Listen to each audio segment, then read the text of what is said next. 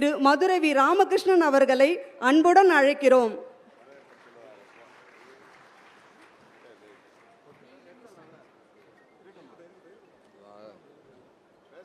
இருந்த நல்லா தானே இருக்கு, நல்லா தானே இருக்கு, இருக்குல்ல, நல்லா அறிமுகப்படுத்தினாங்கல்ல மேடம், அறிமுகப்படுத்தின மேடம், நல்லா இருந்துச்சு மேடம், கைதட்டுங்க அவங்களுக்காக ஒரு வாட்டி.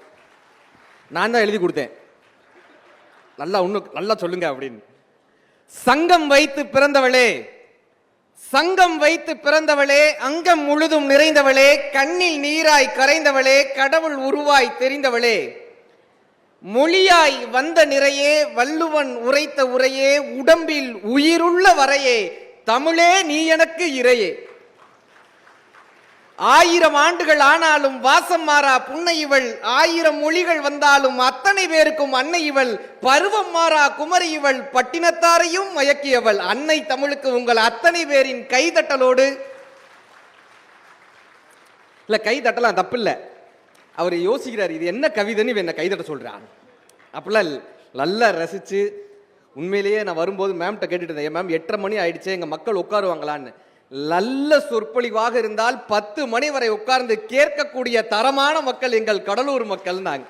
நான் வரும்போது பேச்சாளர்னு அறிமுகப்படுத்தினாங்கல்ல, உண்மையிலே நான் இங்க வந்ததுக்கு அப்புறம் இந்த மக்களுக்கான ஒரு ரசிகராக அமர்ந்திருந்தேன். ஒரு கருத்தை எவ்வளவு தூரம், ஒரு ஆழமான ஒரு கருத்தை ஒரு சிந்தனையோடு கேட்கக்கூடிய மக்கள். ஐயாலாம் ஒவ்வொரு இந்த உண்மையை பத்தி சொல்லும் போது ஆமா அப்படி ரிலேட் பண்ணி ஒவ்வொரு விஷயங்களையும் ஆழ்ந்து கேட்கக்கூடிய, சிந்திக்கக்கூடிய மக்கள் மத்தியில் பேசுவதில் மிகப்பெரிய ஒரு பெருமையாக, தருணமாக இந்த தருணத்தை உணர்கிறோம்.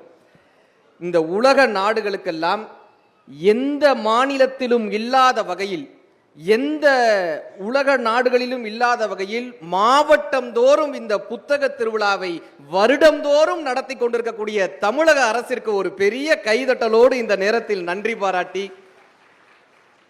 மாவட்ட நிர்வாகம் இந்த நிகழ்வை நடத்துவதற்கு எத்தனை ஏற்பாடுகள், எத்தனை ஸ்டால்ஸ், எத்தனை ஏற்பாடுகள். இல்ல நான் வரும்போது ஒரு அக்கா ரொம்ப உற்சாகமா வந்து போட்டோ எடுக்க வந்துச்சு. இந்த அக்கா போட்டோ எடுக்க, தம்பி நான் இந்த 1 நிமிட கதையெல்லாம் உன்னை பார்த்திருக்கேன் தம்பி, அப்படி ரொம்ப ஒரு வைப்ரேஷன் மோட்லயே வந்தாங்க.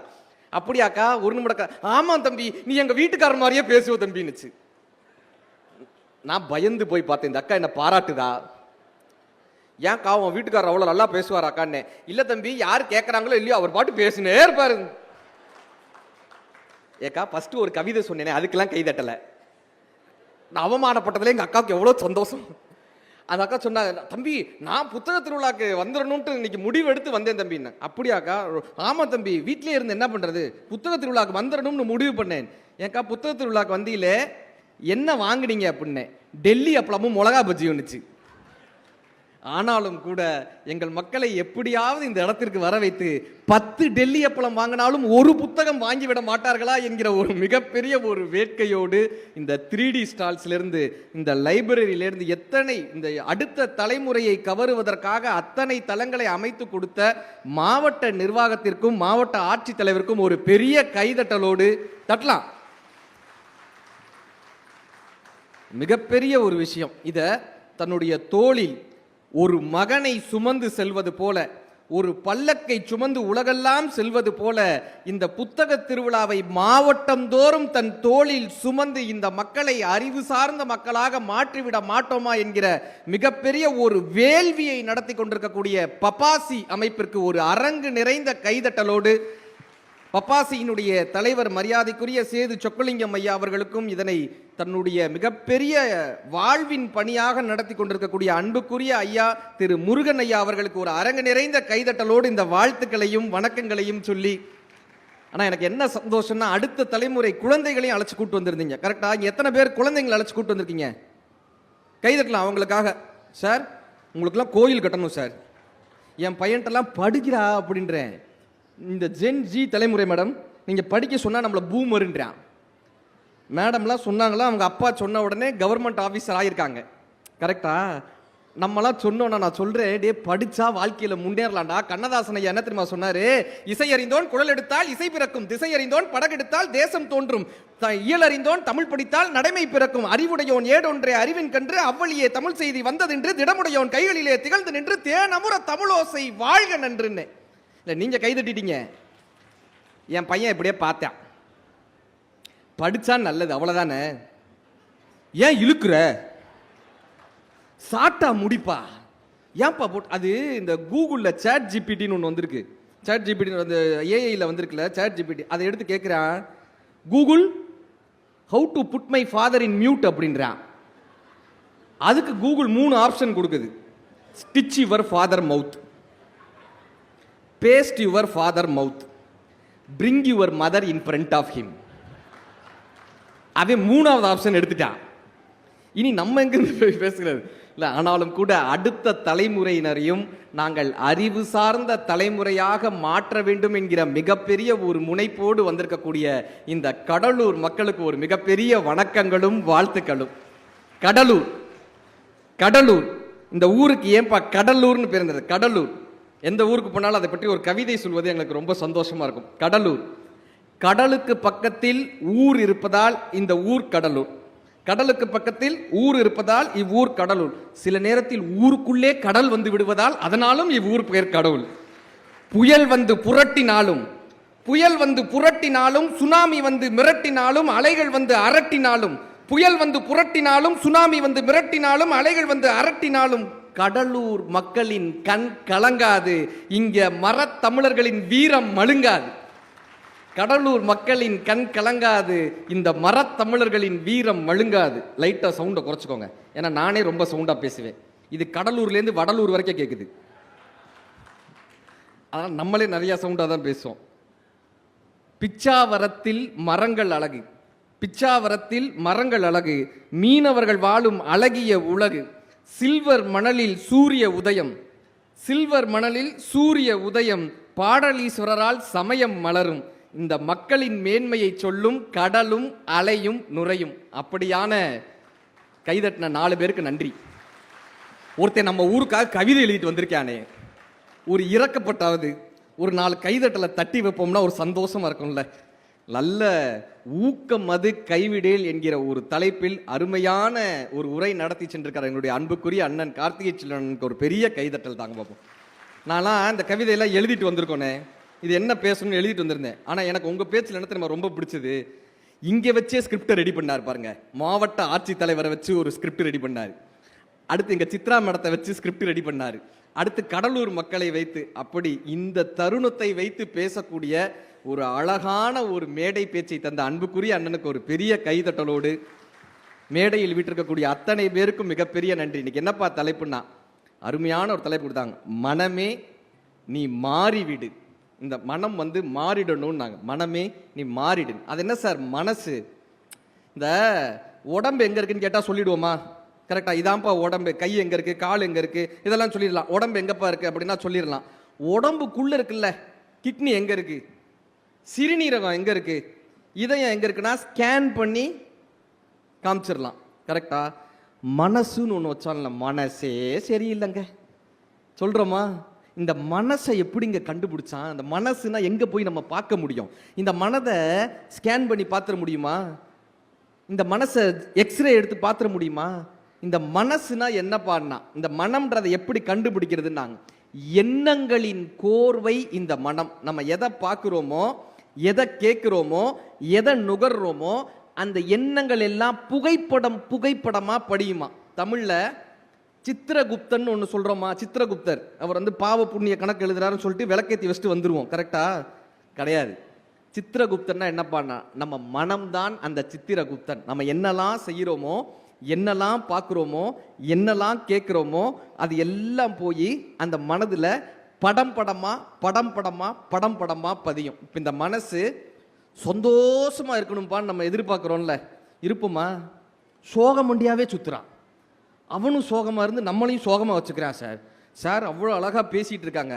அங்கிருந்து ஒரு அக்கால வாயை இவ்வளவு பெருசாக திறந்து கொட்டாவி விட்டு அதுலேருந்து ஒரு கடல் உள்ளே போய் வெளியே வருது. கடைசி அந்த அக்கா கிளம்பியும் போயிடுச்சு, வாங்க போவோம் அப்படின்னு. நல்ல விஷயங்களை கேட்குறப்ப இப்படி ஒரு சிரிச்சு கேட்குறீங்கல்ல, இப்படி சிரித்த முகங்களை இன்னைக்கு பார்க்குறதே கஷ்டமாயிடுச்சு சார். சிரித்த முகங்களை, இந்த மனசை ஹாப்பியாக வச்சுக்கிட்டா தானே நமக்கு வாழ்க்கை ஹாப்பியாக இருக்கும். கரெக்டா? இப்போ ஒரு கூடைக்குள்ள பச்சை கலர் ரிப்பன் மட்டும் வரணும்னு ஆசைப்பட்டோம்னா என்ன பண்ணணும்? அந்த கூடைக்குள்ள பச்சை கலர் ரிப்பனை மட்டும் போடணும். நம்ம எல்லா கலர் ரிப்பனையும் அந்த கூடையில போட்டுட்டு நான் கையை விட்டா எனக்கு பச்சை மட்டும் தான் வரணும்னா வராது, வராது. கரெக்டா? நம்ம எதை உள்ளே செலுத்துகிறோமோ அதை தான் வெளியே எடுக்க முடியும். அப்படித்தான் நம் வாழ்க்கை அமைகிறது. ஜெயகாந்தன் ஐயா சொல்வார், நாமெல்லாம் வாழ்கிறோம், நாமெல்லாம் வாழ்கிறோம், ஆனால் வாழ்கிறோமான்னு கேட்டார். ஆனால் வாழ்கிறோமா? ஒவ்வொருவரும் 2 வகையான வாழ்க்கையை வாழ்கிறார்கள். நாமுத்துக்குமார் சொல்றார், ஒவ்வொருவரும் 2 வகையான வாழ்க்கையை வாழ்கிறார்கள். ஒன்று நாம் வாழ்கின்ற வாழ்க்கை, இன்னொன்று நாம் வாழ நினைத்த வாழ்க்கை. ஒன்று நாம் வாழ நினைத்த வாழ்க்கை, இன்னொன்று நாம் வாழ்கின்ற வாழ்க்கை. கரெக்டா? எத்தனை பேர் திரும்ப சொல்லுவாங்க, சார் நாங்கள் உங்களை மாதிரி காலேஜ் டேஸில் பேச்சாளர் ஆகணும்னு ஆசைப்பட்டேன் சார். நான் உங்களை மாதிரி காலேஜ் டேஸில், இங்கே எத்தனை பேர் அதை நினச்சிருப்பீங்க, நான் காலேஜ் டேஸில் ஒரு டான்ஸராக இருந்தேங்க, நான் ஒரு காலேஜ் டேஸில் ஓவியராக இருந்தேங்க, நான் ஒரு காலேஜ் டேஸில் இப்படி வரணும்னு ஆசைப்பட்டேங்க. ஆனால் கல்யாணத்துக்கு அப்புறம் அதெல்லாம் எதுவுமே முடியலைங்க. ஒன்று நாம் வாழ்ந்த நினைத்த வாழ்க்கை, இன்னொன்று நாம் வாழ்கின்ற வாழ்க்கை.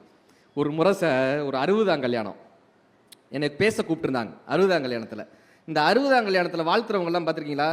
ராமரும் சீதையும் போல் வாழ்க, கோவலனும் கண்ணகியும் போல் வாழ்க, இதெல்லாம் வாழ்த்துவாங்க. யாராவது ஒருத்தராவது என்னையும் என் மனைவியும் போல் வாழ்கன்னு வாழ்த்தி பார்த்துருக்கீங்களா? சத்தியமாக மாட்டான். அவனுக்கே பயமாக இருக்கும். நான் போய் அந்த பாட்டி கிட்ட கேட்டேன், ஏன் பாட்டி 60 வருஷம் இவரோட குடும்பம் நடத்துனீங்களே, ஐயாவை பற்றி 2 வார்த்தை சொல்லுங்க, நான் ஒரு பைட் எடுத்துக்கிறேன்ட்டு கேமராமேனெல்லாம் கூப்பிட்டு, உங்கள் 60 வருஷம் இவரோட குடும்பம் நடத்திருக்கீங்கல்ல, 2 வார்த்தை சொல்லுங்கண்ணே. அந்த பாட்டி ஒரே வார்த்தையில் முடிச்சிச்சு. இந்த ஏன்றதுல 60 வருஷம் குடும்ப வாழ்க்கை அணைஞ்சிருக்கு. அப்போ அந்த பாட்டி வாழ நினைச்ச வாழ்க்கை ஒன்று இருக்குல்ல, வாழ்ந்த வாழ்க்கை ஒன்று இருக்குல்ல, அதுதான் அந்த வார்த்தையினுடைய வெளிப்பாடு. நாமுத்துக்குமார் சொல்லுவார், இவன் தோட்டத்தில் பூவும் இருக்கிறது, பனியும் இருக்கிறது, பனித்துளி செய்ய தெரியவில்லை. இவன் வானத்தில் வெயிலும் இருக்கிறது, நிழலும் இருக்கிறது, வானவில் செய்ய தெரியவில்லை. இவன் கடலில் அலையும் இருக்கிறது, நுரையும் இருக்கிறது, கடந்து போக தெரியவில்லை. இவன் வாழ்க்கையில் இன்பமும் இருக்கிறது, துன்பமும் இருக்கிறது, வாழத்தான் தெரியவில்லைன்னார். வாழத்தான் தெரியலையா? நமக்கு வாழ தெரியலையே. ஐயா சொன்னாங்கல்ல, ஊர்ல வாழ்றதுக்கும் இருக்கிறதுக்கும் வித்தியாசம் இருக்குன்னார். அழகா சொன்னாங்க. இப்ப நீங்க யார்ட்டையாவது போய் இன்னைக்கு இருக்கிற யாராவது ஒருத்தர் போய் பரபரப்பா இருக்கிறப்ப ஒருத்தர் நிப்பாட்டி, சார் எப்படி இருக்கீங்க கேளுங்க, எப்படி இருக்கீங்கன்னு கேட்டா என்ன சொல்லுவாங்க? என்ன சொல்லுவாங்க? எப்படி இருக்கீங்கன்னு கேட்டா ஏதோ இருக்கேங்க சார். கரெக்டா சொல்றாரு, ஏதோ இருக்கேங்க, வந்ததை தின்னுட்டு இல்ல, ஏதோ இருக்கேங்க. சில பேர் சொல்லுவான், சார் உங்க புண்ணியத்துல இருக்கேங்க அப்படின்வான். நமக்கு இருக்கிறதே 4-5 புண்ணியம், அதுல நீ இருந்துட்டு போயிட்டா நான் என்னடா பண்ணுவேன் இருக்கோம். ஏன் புண்ணியத்துல ஏன்டா நீ இருக்க அப்படின்னு நம்ம கோவரமா வராதா? இப்ப இந்த இருத்தலுக்கும் வாழ்தலுக்கும் என்ன சார் வித்தியாசம்? வாழ்றத 3ஆ பிரிச்சாங்க இங்கிலீஷ்ல. Living, surviving, existing. லிவிங் வாழ்தல், மனிதன் வாழணும். சர்வைவிங் நாய் பிழைக்கும், சர்வைவிங்னா பிழைத்தல். எக்ஸிஸ்டிங் மரம் இருக்கும், மரம் இருக்கு. இப்போ இந்த இருத்தலுக்கும் வாழ்தலுக்கும் என்ன தெரியுமா வித்தியாசம்? எங்க இருக்கேன்னு சொல்லுவாங்க தெரியுமா? ஜெயிலில் இருக்கேன்னுவாங்க. கரெக்ட், ஜெயிலில் இருக்கேன்னுவாங்க. வேலூர் சிறைச்சாலையில் 15 வருடமாக நான் வாழ்ந்து கொண்டு இருக்கிறேன் யாரும் சொல்ல மாட்டாங்க. நான் நல்லா ஜெயிலில். அப்போ எங்க வாழ்வோம்னா வீட்டில் வாழ்வோம், ஜெயிலில் இருப்போம். இந்த வீட்டுக்கும் ஜெயிலுக்கும் என்னங்க வித்தியாசம்? வீட்டுக்கும் சிறைச்சாலைக்கு என்ன வித்தியாசம்? சின்ன வித்தியாசம். தாழ்பால், தாழ்பால், தாழ்பால் உள்ளே இருந்தால் அது வீடு, தாழ்பால் வெளியே இருந்தால் அது சிறைச்சாலை. நம் மனதை நாம் கட்டுப்படுத்தி கொண்டோமே என்றால் நாம் வாழ்ந்து கொண்டிருக்கிறோம். நம் மனதை யாரோ ஒருவர் கைகளில் கட்டுப்பாட்டிற்கு கொடுத்தோமேயானால் நாம் சிறைச்சாலையில் இருந்து கொண்டிருக்கிறோம் அர்த்தம். சிரிக்கவே மாற்றோமேங்க. இன்னைக்கு என் மனைவி காலையில் சண்டை போட்டாங்கன்ட்டு அவன் மூஞ்ச உருன்னே வச்சுக்கிறான். சிரிச்சா தான் அது பேரு முகம், சிரிக்கலைன்னா அது பேர் முகர கட்டை. கரெக்டா சார்? இப்போ ஒரு குழந்தை, சின்ன குழந்தை, அதை சிரிக்க வைக்கிறதுக்கு இப்படி ஜோக்கெலாம் சொல்லணுமா? இல்லை இல்லை, 20 ரூபாய்க்கு ஒரு கிளுகிழுப்புன்னு விற்கும். நீங்கள் அந்த கிளுகிழுப்பை எடுத்துகிட்டு போய் இந்த குழந்தை முன்னாடி இப்படி ஆட்டுங்க, உளுந்து உளுந்து சிரிக்கும். கரெக்டா? உளுந்து உளுந்து சிரிக்கும். அதே கிளுகிழுப்பை எடுத்துகிட்டு போய் ஒரு 75 வயசு தாத்தா முன்னாடி விடுவார், கன்னத்திலேயும் ஆனா அந்த 75 வயசு தாத்தா 75 வயசுக்கு முன்னாடி அதே கிளுகிழப்பைக்கு சிரிச்ச மனுஷன் தானங்க. 75 வயதிற்கு முன்னால் நாம் அதற்கு சிரித்த மனிதர்கள் தானே. நாளாக நாளாக அந்த சிரிப்பு எங்க சார் போச்சு? இந்த மனதினுடைய சந்தோஷம் எங்க போச்சு? ஒரு வியாபாரம் தொடங்குறோம், 10,000 ரூபாய்க்கு வியாபாரம் தொடங்கி வியாபாரம் 10 லட்சம் ஆச்சுன்னா அந்த வியாபாரம் வெற்றியான வியாபாரம். 10,000 ரூபாய்க்கு வியாபாரம் தொடங்கி 10 ரூபால முடிஞ்சுச்சுன்னா தோல்வியான வியாபாரம். பிறக்கும் போது அவ்வளவு சந்தோஷத்தோட பிறக்கிறோமேங்க, சிரிக்கிறதுக்கான அவ்வளவு சந்தோஷத்தோட பிறந்து நாளாக நாளாக நாளாக நாளாக சந்தோஷத்தை விட்டோம்னா வாழ்க்கை என்கிற இந்த வியாபாரத்தை நாம் நஷ்டப்பட்டு போகிறோமே என்றுதான் இந்த பெரிய கவலையாக இந்த தலைப்பை எடுத்தோம். வாழ்க்கைன்ற வியாபாரம் போயிருதே. பக்கத்து இருக்கை பயணியிடம் சிரிக்க மறந்த மனிதனுக்கு தூரத்தில் நின்று கை காட்டி அன்பு என்றால் என்ன என்று காட்டுகிறாள் 10 வயது சிறுமின்னு ஒரு புது கவிதை எழுதியிருந்தார். சிரிக்கவே மறந்துடுறாங்க. மகிழ்ச்சி. வைரமுத்து ஐயா எழுதுவார், மகிழ்ச்சின்னா என்ன பண்ணார்? நீ, நான், நாம் எல்லாம் மகிழ பிறந்தவர்கள், நிலவின் ஒளியை குடிக்க பிறந்தவர்கள், நீலவான் எளியை இழுக்க பிறந்தவர்கள், மறிக்கும் மறைக்க மகிழ பிறந்தவர்கள். ஏன் தெரியுமா? ஏன் தெரியுமா? ஒரு ஆணின் பெண்ணின் மகிழ்ச்சியில் பிறந்தவர்கள். மகிழ்ச்சி இல்லையே அலைகள் கொண்டு ஜலரந்தம் பாடுமா கடல், இடிகள் கொண்டு தம்பட்டம் தட்டுமா வானம், வீட்டிற்கு திரும்பி வருமா வெளியூர் சென்ற காற்று, உதிர்ந்து உதிர்ந்து இலைகள் உதிர்ந்து நலிந்து நலிந்து வெயிலில் நலிந்து அளந்து அளந்து கொழுந்து எழுந்து சித்திரை மாதம் தாவர வர்க்கம் முத்திரை காட்டி முகிழ்ப்பதெல்லாம் மகிழ்ச்சி மகிழ்ச்சி மகிழ்ச்சின்னு. வெய்ய காலத்துல இந்த தாவரம் முட்டி மோதி மேல எழும்பி வருதுல, வாழ்க்கையில நான் ஜெயிச்சிருவேன்பான்னு சொல்லக்கூடிய அந்த மகிழ்ச்சியின் வெளிப்பாடுப்பா ஒரு தாவரத்துக்கு இருக்கே, மனுஷனான உனக்கு இல்லையேப்பான்னார். We are an extraordinary species to do an extraordinary things. இந்த உலகத்தில் பிறந்து அத்தனை பெரிய விஷயங்களை செய்வதற்காக நாம் பிறக்கப்பட்டவர்கள் சார். இப்போ இந்த உடம்புல கால் வேலை செய்யலை, கொஞ்சம் வேலை செய்யலை, என்ன பண்ணலாம்? ஒரு வாக்கிங் ஸ்டிக் வச்சுப்போமா, ஒரு சப்ஸ்டியூட் வச்சுப்போம். கண்ணு சரியா தெரியலை, ஒரு கண்ணாடியை மாட்டிப்போமா, சப்ஸ்டியூட் இருக்கா? உடம்புல எல்லாத்துக்குமே ஒரு சப்ஸ்டியூட் இருக்குல்ல. சரி, இப்போ மூளையில் எல்லாத்தையும் நம்மளால் படிக்க முடியலை, நம்ம என்ன பண்ணுவோம்? படித்த ஒருத்தரை வேலைக்கு வச்சுக்கலாமா? நமக்கு ஆடிட்டிங் தெரியலை, நமக்கு ஏதோ ஒரு விஷயம் தெரியலை, ஒருத்தரை வேலைக்கு வச்சுக்கலாமா? மனசு சரியில்லை சார், யாரை சப்ஸ்டியூட் வைப்பீங்க? மனசு சரியில்லை, மனசுக்கு என் மனசுக்கு பதிலாக இன்னொரு மனசை சப்ஸ்டியூட் வைக்க முடியுமா? உலகத்தில் நிரப்ப முடியாத ஒரு மிகப்பெரிய விஷயம் எதுப்பான்னா மனது தான். அந்த மனதை எவனால் ஆரோக்கியமாக வாழ முடிகிறதோ அவன்தான் இந்த உலகத்தில் மகிழ்ச்சிகரமான மனிதன். மனமே, ஓ மனமே நீ மாறிவிடு. இந்த உடம்புக்கு நோய் வந்துச்சுன்னா நம்ம என்ன பண்ணலாம்னா எல்லார்கிட்டையும் போய் மருத்துவத்துக்கு போகலாம். கரெக்டா? நீங்க சொல்லலாம், மனநல மருத்துவம் போயிருக்கீங்களா? மனநல மருத்துவம் போயிருக்கீங்களா? போயிருக்கீங்களான்னு கேட்குறேன். போயிருக்கேன். அது என்ன கடலூர் எக்ஸிபிஷனா? இல்லை, நம்ம பாட்டு சொல்லிடக்கூடாது. எங்கள் வீடு எங்கே இருக்க, கீழ்ப்பாக்கத்தில் இருக்குங்கன்னா நம்மளை பார்ப்பான். மனநல மருத்துவத்தில் அந்த மனநல பாதிக்கப்பட்டவங்களை பாருங்க, சிரிச்சுக்கிட்டே இருப்பாங்க. கரெக்டா சார்? மனநலம் பாதிக்கப்பட்டவன் அத்தனை தூரம் சிரிக்கிறான், மனநலம் சரியா இருக்கக்கூடிய நாம சிரிக்கிறதே இல்லையாங்க, சிரிக்கிறதே இல்லையாங்க. அப்ப யாருங்க மனநலம் பாதிக்கப்பட்டவங்க? அவன் அவ்வளவு தூரம் சிரிக்கிறானே. காதலின் முன்னுரை சிரிப்பு, கடனின் மூலதனம் சிரிப்பு, விலங்கை கழித்த மனித மிச்சம் சிரிப்பு, சிறு சிறு சொர்க்கம் சிரிப்பு, துன்பங்களை தள்ளி போடுகிற மார்க்கம் இந்த சிரிப்பு, உடம்பில் உள்ள அத்தனை உணர்வுகளையும் வெளிப்படுத்தக்கூடிய ஒரு உறுப்பு இந்த சிரிப்புன்னா. அப்படி சிரித்த முகத்தை பார்க்கும் போதே நமக்கு சந்தோஷமா இருக்குல்ல. கரெக்டா? முன்னாடி உட்காந்து சிரித்த முகத்தை. சரி, இப்போ இந்த மனசை எப்படிப்பா நல்லா வச்சுக்கணும்னா இன்னைக்கு ஒரு ஃபார்முலா கொடுத்துட்டு போறேன். ஒவ்வொருத்தர் மனசுலையும் 2 நாய் இருக்கு. 2 நாய் இருக்கு.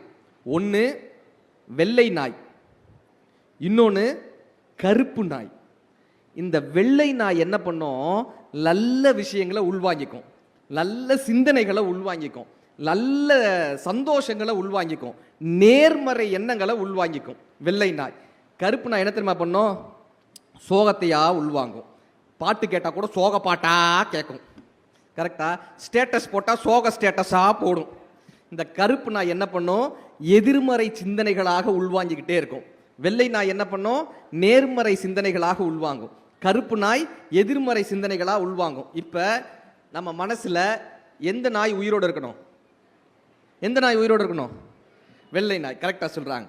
எந்த நாயை உயிரோடு வச்சுக்கணும்னா அதை எப்படி உயிரோடு வச்சுக்கிறது? எந்த நாயை உயிரோடு வச்சுக்கணும், எப்படி உயிரோடு வச்சுக்கிறது? வெள்ளை நாயை உயிரோடு வைக்கணும்னா எந்த நாய்க்கு நாம் உணவளிக்கிறோமோ அந்த நாய் உயிரோடு இருக்கும், எந்த நாயை நாம் பட்டினி போடுகிறோமோ அந்த நாய் இறந்துவிடும். வெள்ளை நாய் உயிரோடு இருக்க வேண்டும் என்றால் நேர்மறை சிந்தனைகளை அதற்கு உணவாக அளிக்க வேண்டும். கருப்பு நாயை நீங்கள் பட்டினி போட வேண்டும் என்றால் எதிர்மறை சிந்தனைகளை உங்கள் மனதுக்குள் கொடுக்காமல் இருந்தால் உங்கள் மனதில் இருக்கக்கூடிய நேர்மறை சிந்தனையை வளர்க்கக்கூடிய அந்த வெள்ளை நாய் உங்கள் வாழ்க்கையை காப்பாற்றும். இப்போ இது எப்படி சார் இந்த மனசை காப்பாத்துறது, நோய்வாய்ப்பட்ட இந்த மனசை எப்படி காப்பாத்துறது? உடம்பு சரியில்லை நம்ம யார்கிட்ட வீட்டில் வைத்தியம் கேட்போம்? யார்கிட்ட கேட்போம்? பாட்டி. ஐயா அழகா சொல்றாங்க, பாட்டி. பாட்டி வைத்தியம் தானே எல்லாத்துக்கும் உதவி பண்ணுது. பாட்டி என்ன பண்ணுவாங்க, ஒரு அஞ்சரை பெட்டின்னு ஒன்று வச்சிருப்பாங்க. இன்னைக்கெல்லாம் அஞ்சரை பெட்டிலாம் காணோம் சார், சமையல் ரூமே காணோம் சார், சுக்கியில தான் சார் வருது எல்லாமே. அதாவது சமைக்கிறதுக்கு சோம்பேறித்தனப்பட்டு ஹோட்டலுக்கு போனாங்க, ஹோட்டலுக்கு போக சோம்பேறித்தனப்பட்டு சுக்கி ஜொமேட்டோ வந்துச்சு. இன்னும் கொஞ்ச நாள் எடுத்து திங்கிறதுக்கு சோம்பேறித்தனப்படுவான். ஊட்டின்னு ஒரு ஆப் வரும், ஊட்டி விடுவான். அடுத்து அதை முழுங்கிறதுக்கு சோம்பேறித்தனப்பட்டா குச்சியை வச்சு குத்தி விடும். அந்த காலத்தில் பாட்டிமார்கள் வீட்டில் ஒரு ஹாஸ்பிட்டல் மெடிக்கல் கிட்டே வச்சுருந்தாங்க. அது பேர் அஞ்சரை பெட்டின்னு பேர், சுக்கு மிளகு திப்புளின்னு. இப்படி இந்த தமிழர்களுக்கெல்லாம் ஒரு பாட்டி இருந்தாங்கய்யா. தமிழர்களுடைய பாட்டியா இருந்து தமிழர்களெல்லாம் வைத்தியம் பார்த்த பாட்டி யாரு? ஔவை. அழகா சொன்னாங்க, அண்ணன் கைதட்டுங்க அவங்களுக்காக. ஔவை, தமிழர்களினுடைய பாட்டியான ஔவை ஆத்திச்சுவடின்னு ஒரு உயிர் வர்க்கம் வச்சாங்க. அந்த ஆத்திச்சுவடியினுடைய உயிர் வர்க்கம் என்ன தெரியுமா? இந்த மனசை நல்லா வச்சுக்கணும்னா என்னெல்லாம் பண்ணலாம்பான்ற மருந்து கொடுத்துட்டு போனாங்க. அந்த மருந்து தான் ஆத்திச்சுவடின்ற உயிர் வர்க்கம். முதல் ஆத்திச்சுவடி என்ன? சூப்பர்மா. இப்படி கேட்டாக்க இப்படி எல்லாரும் சொல்லணும். அறம் செய்ய. நான் ஒரு மேடையில் போய் கேட்டேன், செல்வத்துள் செல்வம் அப்புறம் என்னன்னு. ஒரு அக்கா திருமதி செல்வண்டுச்சு. அதனால ஆனால் அழகா சொன்னீங்க, அறம் செய்ய விரும்பு. அது என்ன அறம்? மனசை சந்தோஷமா வச்சுக்கணும்னா நாம் அறத்தின் வழி இருக்கணுமாங்க. அறம் ஈனும் இன்பமும் ஈனும் திறன் அறிந்து தீதின்றி வந்த பொருள்னார் வள்ளுவர். ஒரு சம்பாதிக்கிறோம்ல அந்த பொருள், அது அறத்தையும் இன்பத்தையும் எப்ப தெரியுமா தரும்? தீது இல்லாமல் வரக்கூடிய பொருள் மட்டும்தான் இந்த அறத்தோடு வாழக்கூடிய மகிழ்ச்சியை கொடுப்பாங்க. அறமா வாழ்றது ஒரு மகிழ்ச்சி. ஒருத்தர் 1000 கோடி ஊழல் பண்ணாருங்க. 1000 கோடி ஊழல் பண்ணார். கோர்ட்டில் அன்னைக்கு கேஸ் நடக்குது. 1000 கோடி ஊழல் பண்ணார்ல, அவர் நிற்கிறார். காலை நேரம் கிட்டத்தட்ட ஒரு 7-7:30 மணிக்கெலாம் வந்துட்டார். இப்போ ஜட்ஜு சொல்கிறாரு, எப்போ அவர் வயசான மனுஷனாக இருக்கார், 70 வயசு அவருக்கு, கிட்டத்தட்ட அவருக்கு காலை உணவு வாங்கி கொடுங்க பான்றார். கேஸ்லாம் நடக்கட்டும், கேஸ் வர்றதுக்கு எப்படி ஒரு 11:30 மணி 12 மணி ஆகும். அவருக்கு ஒரு காலை உணவு வாங்கி கொடுங்க பான்றார். அவங்க என்ன பண்ணாங்க, 4 இட்லி வாங்கிட்டு வச்சாங்க சாப்பிட்றது. 1000 கோடி ஊழல் பண்ணவருங்க 4 இட்லி வாங்கிட்டு வந்துச்சாங்க. 2 இட்லிக்கு மேலே அவரால் சாப்பிட முடியல. மிச்சம் 2 வச்சுட்டார், அப்படியே வச்சுட்டார். இந்த பக்கமாக ரவுண்ட்ஸ் வந்த ஜட்ஜு அதை பார்த்துட்டார். பார்த்தவர் போய் கேட்டார், ஏன் சார் அதை வச்சிங்க? என்னால் சாப்பிட முடியாதுங்க, காலையில் 2 இட்லிக்கு மேலே சாப்பிட முடியாதுங்க. மத்தியானம் ஒரு தயிர் சாதம், ஒரு கிண்ணம் வரைக்கும் தயிர் சாதம், நைட்டு ஒரு சப்பாத்தி இல்லைன்னா ஜூஸ். சார் இப்போ ஜட்ஜு கேட்டார், ஒரு நாளைக்கு உங்களுக்கு அதிகபட்ச உணவுக்கு 150 ரூபாய்க்கு மேலே வராது, 1000 கோடி ஊழல் பண்ணி என்ன சார் பண்ண போறீங்கன்னு கேட்டார். 1000 கோடி ஊழல் பண்ணவனால சாப்பிட முடியலையே சார், சாப்பிட முடியலையே. கரெக்டா, இன்னைக்கு நல்லவன்ற பேரையே மாத்திட்டாங்க. சார் ரொம்ப நல்லவருங்க, காசு வாங்கிட்டாருன்னா வேலையை கரெக்டா முடிச்சிருவாருன்றான். என்ன காசு வாங்கிட்டு வேலை செய்யறவர் எப்படி அறம் இல்ல? அந்த கேஸ் நடக்குது, அவங்க கிட்ட விசாரிக்கிறாங்க, ஐயா நீங்க பண்ண தப்பு என்ன தெரியுதா? அவர்கிட்ட கேட்குறாங்க, நீங்க பண்ண தப்பு என்னன்னு தெரியுதா? அவர் சொன்னார், தெரியுது சார். என்ன? நான் எப்போ ஊழல் பண்ணாலும் அல்லது எப்போ ஏதாவது ஒரு தப்பு பண்ணாலும் திருப்பதி பெருமாளுக்கு பாதியை போட்டுருவேன். இந்த தடவை நான் போடலை, அதனால் பெருமாள் என்னை தண்டிச்சிட்டாருன்னு. பெருமாளா தண்டிச்சாரு? நீ பண்ண தவறு உன்னை தண்டிச்சு போச்சு இல்ல. பட்டினத்தில் பாதி இவன் வாங்கி முடித்தான், அந்த பட்டியத்தில் கண்டது போல் வேலி எடுத்தான், அதில் 8 அடிக்கு 8 அடி மாளிகை வைத்து கட்டிவிட்டு 8 அடிக்கு 8 அடி மாளிகை வைத்து கட்டிவிட்டு 8 அடிக்குள் சென்று படுத்தான்னு கண்ணதாசன் ஐயா எழுதியிருப்பார். இவ்வளவு சம்பாதிச்சு என்னையா 8 அடியில் போய் படுத்துருவே? இப்போ வாழ்க்கை எப்படா வாழ்னா? வண்டலூர்ல ஒரு அப்பா தான் பையனை கூட்டிட்டு போறாரு ஜூவுக்கு. அந்த ஜூ கீப்பர் சொல்றாரு, சார் உங்க பையனை பார்த்தா 5 வயசு ஆன மாதிரி தெரியல, உள்ள போங்க, டிக்கெட்லாம் எடுக்க வேணாம், உள்ள போங்கன்றார். இந்த அப்பா சொல்றாரு, என் பையனுக்கு 65 ரூபா டிக்கெட் கொடுங்கன்றார். சார் உங்க பையனை பார்த்தா அப்படி தெரியல சார், போங்க சார். எதுக்குங்க? போங்க சார். அந்த அப்பா சொன்னாரு, என் பையனுக்கு 65 ரூபா டிக்கெட் கொடுங்கன்னு. ஏன்னு கேட்டான். அந்த அப்பா சொன்ன பதிலுங்க, என் பையனுக்கு 5 வயசு ஆயிடுச்சுன்னு அவனுக்கு தெரியும், என் பையனுக்கு 5 வயசு ஆயிடுச்சுன்னு எனக்கு தெரியும். இப்போ என் பையன் நான் 65 ரூபாய்க்காக உள்ளர அவனை கூட்டு போனேன்னா என் பையன் என்ன தெரியுமா நினைப்பான், என் அப்பா நேர்மை இல்லாதவன் என்னை பற்றி நினச்சிருவாங்க. 65 ரூபாய் எனக்கு முக்கியம் இல்லை, என் அப்பா அறத்தோடு வாழ்கிறான்னு நினைக்கிறதாயா என் தலைமுறையை உருவாக்க முடியும்னார். அறம் செய்ய சார். எத்தனை குடியரசுத் தலைவர்கள் இருந்தாங்க நம்ம நாட்டில்? ஒரு குடியரசுத் தலைவர் பேர் சொல்லுங்க. அப்துல் கலாம் ஐயா. சார் சொல்றாரு பாருங்க அழகா. எத்தனை குடியரசுத் தலைவர் இருந்தாங்க? ஏன் நம்ம எப்போ கேட்டாலும் ஏபிஜே சார் பேரையே சொல்கிறோம்? ஏன் தெரியுமா சொல்கிறோம்? அறத்தோடு இருந்தார் சார். அவர் பதவி ஏற்க போறார், குடியரசு மாளிகைக்கு பதவி ஏற்க போறார். அவர் வந்தாருன்னா எல்லாரும் எந்திரிச்சு தான் நிற்பாங்க. ஒருத்தன் மட்டும் உட்காந்தான், ஒருத்தன் போய் உட்காந்தான். எதுக்குப்பா உட்கார்றாங்க? ஷூக்கு பாலிஷ் போடுறதுக்கு உட்கார்றேன்னா. இது வைஸ்ராய் காலத்தில் ஏற்பட்ட ஒரு பழக்கம். ஸ்கூலுக்கு பாலிஷ் போடுறதுக்காக உட்காந்தேன். அவர் சொன்னார், அதெல்லாம் வேணாம், நீ இப்போப்பா நான் போட்டுக்கு, நீ அதெல்லாம் வேணாம், நீ கிளம்புன்றார். உடனே அவன் அழுக ஆரம்பிச்சிட்டான். சார் சார் சார்னு சொல்லிட்டு அழுகுறான். இவர் கேட்டார், என்னப்பா அழுகிறான்? அவனுக்கு 4 பசங்களாம், குடும்பம் பெருசா, நீங்கள் வந்த உடனே வேலையை விட்டு அனுப்புறீங்களேன்னு அழுகுறான். வேலையை விட்டுலாம் அனுப்பலப்பா, நீ தோட்டத்தில் போய் ஏதாவது வேலை பாரு, அனுப்பி விட்டார். தோட்டத்தில் போய் செடிக்கு தண்ணி ஊத்துன்னு. இப்போ ஒரு ஆட்சி காலம் முடிஞ்சிச்சா, கிளம்புனாரா? இந்த வந்தப்போ ஒருத்தர் உட்காந்து அழுதாலும் அவனை கூப்பிடு, தோட்டத்துலேருந்து அவனை கூப்பிடுன்னார். வந்தான். வந்த உடனே சொன்னார், என்னமோ நான் உன்னை வேலையை விட்டு அனுப்புனேன்னு சொன்னேன், இப்போ என்னையவே வேலையை விட்டு அனுப்புகிறாங்க தெரியுமா, என்னையவே வேலையை விட்டு அனுப்புகிறாங்க தெரியும். அவனுக்கு ஒன்றுமே புரியலை. இப்படியே பேர்னு பார்த்தான். இந்த தோட்டத்துக்கெல்லாம் நீ எப்படி தண்ணி அடிப்பேல, அந்த மாதிரி ஸ்ப்ரே பண்ணு. இந்த என் பெட்டியை காமிச்சு, அவருடைய பெட்டியை காமிச்சு, தோட்டத்துக்கு எப்படி தண்ணி ஸ்ப்ரே பண்ணுவியோ அப்படி இந்த பெட்டியில் தண்ணியை ஸ்ப்ரே பண்ணுன்றார். அவன் பயந்து போய் பார்க்குறான். ஏன்னா பெட்டியில் முக்கியமான டாக்குமெண்ட்ஸ் இருக்கும், இவரோட துணியெல்லாம் இருக்கும்.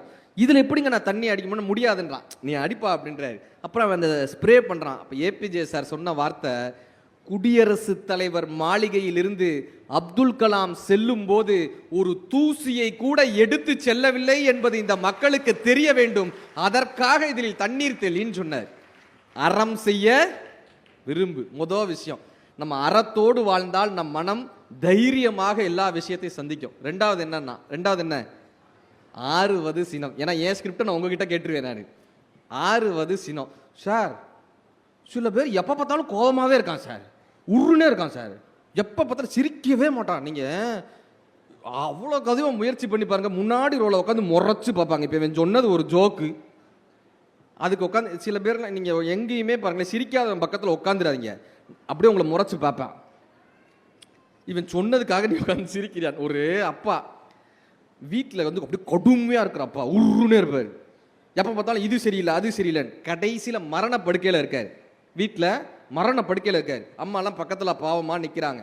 இப்போ அந்த அப்பா கேட்டார், நீ இங்கே இருக்க, என் மூத்தவன் எங்க? உங்கள் தலைக்கு மேலே இருக்காங்க. பொண்ணு உங்கள் வலது கை பக்கம் இருக்காங்க, சின்னவன் உங்கள் இடது கை பக்கம் இருக்காங்க. எல்லாரும் இங்கே நிற்கிறப்ப ஹாலில் ஏன் ஃபேன் ஓடுது அப்படின்னாரு. அந்த அம்மா சாவிடாண்டு போயிடுச்சு.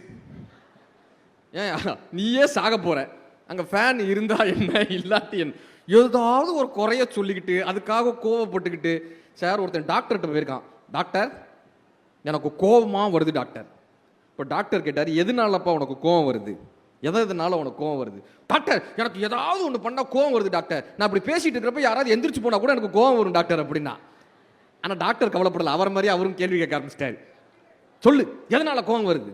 டாக்டர் எனக்கு கோவமாக வரும் டாக்டர், எனக்கு ஏதாவது கோவமா வரும் டாக்டர், எப்போ பார்த்தாலும் கோவமா வரும் டாக்டர். அதான்ப்பா எதனால இப்படி திரும்ப திரும்ப கேட்டீங்கன்னா கோவம் வந்து டாக்டர். பேப்பர் வெயிட் எடுத்து டாக்டர் மண்டல் அடிச்சு. டாக்டர் யோசிச்சாரு, இனிமே கோவக்கார பேஷண்ட்டை மட்டும் நான் பார்க்கவே மாட்டேன்பா. 6வது சினம். புத்தர் அழகா ஒரு வார்த்தை சொன்னார், கோபம் பிறர் செய்யும் தவறுக்கு நீங்கள் உங்களுக்கு கொடுத்து கொள்ளும் தண்டனைன்னார். அடுத்தவன் செய்யற தப்புக்கு நமக்கு நாமே கொடுத்து கொள்ளக்கூடிய தண்டனை இந்த கோபம். சார் நம்ம மனசுக்கும் அறிவுக்கும் ஒரு சண்டை நடந்துகிட்டே இருக்கும், அறிவுக்கும் உணர்ச்சிக்கும் ஒரு சண்டை நடந்துகிட்டே இருக்கும்.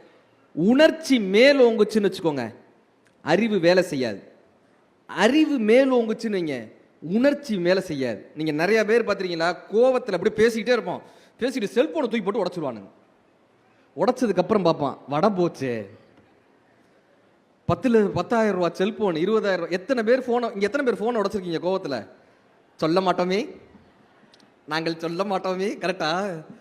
கோபத்தில் செல்போனை தூக்கி போட்டு உடச்சிடுறோமே சார். அப்போ அறிவு வேலை செய்யலன்னு தானே அர்த்தம். சாதாரண நேரத்தில் உடப்போமா?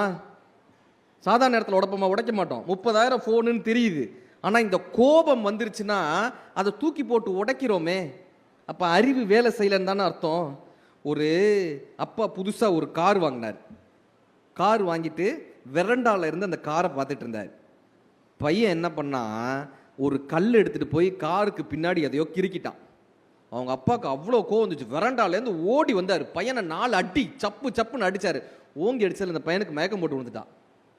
பையன் மயக்கம் போட்டு விழுந்துட்டான்னு உடனே தான் அவருக்கு ஒரு பதட்டம் வருது. வேகமா ஆஸ்பத்திரிக்கு எடுத்துட்டு போறாரு. ட்ரிப்ஸ் எல்லாம் பண்றாங்க, எல்லாம் காப்பாத்திட்டாங்க. அந்த அப்பாவுக்கு பெரிய குற்ற உணர்வு, கோவத்தில் வந்து அடிச்சிட்டோமேன்னு. அந்த காரை போய் பார்க்குறாரு சார். அந்த காரில் என்ன தெரியுமா எழுதிருந்துச்சு? ஐ லவ் மை டேடுன்னு எழுதியிருந்தது. I love my டேடுன்னு.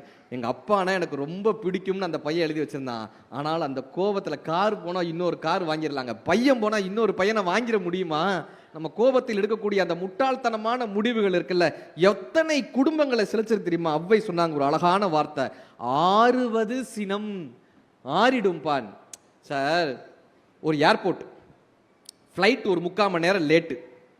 இந்த பேசஞ்சர் என்ன பண்ணாரு, அந்த ஏர்லைன்ஸ் பேசஞ்சர் இருப்பாங்கல்ல, அவங்கள பிடிச்சி திட்டினாரு. நான் எவ்வளோ பெரிய பிஸ்னஸ் மேன் தெரியுமா, எனக்கு ஒரு நிமிஷத்துக்கு என்னுடைய காசு எவ்வளோ தெரியுமா, நீங்கள் 3/4 மணி நேரம் லேட் ஆக்கியிருக்கீங்க, இதுக்கு உங்கள் ஏர்லைன்ஸ் எவ்வளோ பே பண்ண தெரியுமா, உங்களுக்கு அறிவு இருக்கா, இது இருக்கா அது இருக்கான்னு அப்படி திட்டினார்.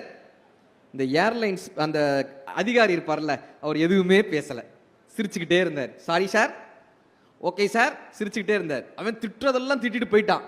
இப்போ கூட இருந்த அதிகாரி கேட்டார், ஏன் சார் அவன் உங்களை அப்படி திட்டுறானே, உங்களுக்கு கோவமே வரலையாரு?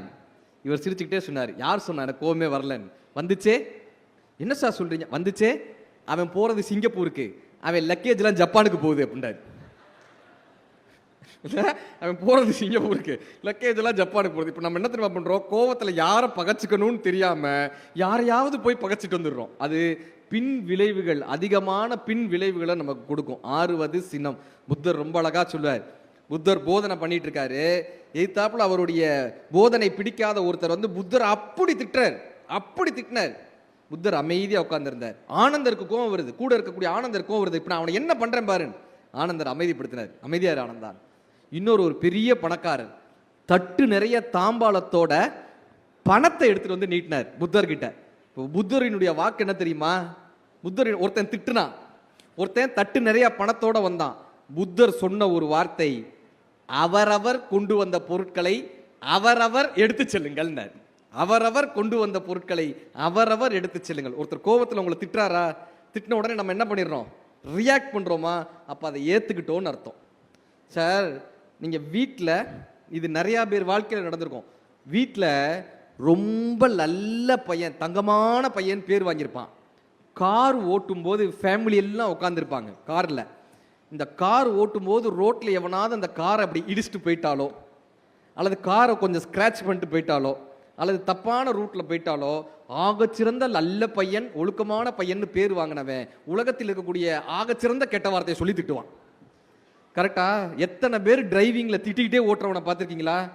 கோபமாகவே இருப்பாங்க, அவன் பக்கத்தில் உட்காரவே முடியாது. காரில் ஏன்டா அவனோட போகிறோன்னு இருக்கும். நிறையா பேர் டிரைவிங் அப்போ இன்னைக்கு சொல்லிட்டு போகிறேன், இதை எப்படி ஹேண்டில் பண்ணுறேன்னு சொல்லிட்டு போகிறேன்.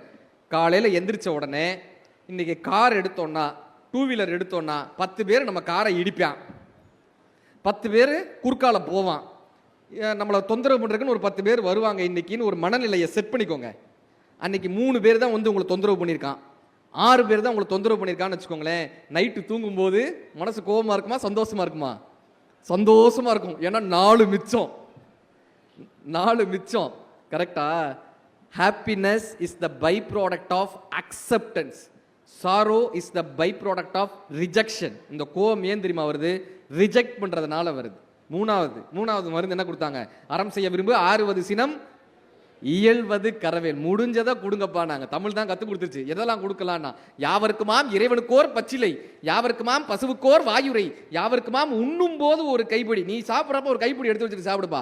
யாவருக்குமாம் உண்ணும் போது ஒரு கைப்பிடி, யாவருக்குமாம் பிறர்க்கோர் இன்னுரை தானே. ஒருத்தனை பார்க்கும்போது 4 நல்ல வார்த்தைகளை சொல்லிட்டு போப்பா. யாவருக்குமாம் பிறர்க்கோர் இன்னுரை. அது மனசு நல்லா வச்சுக்குமாங்க.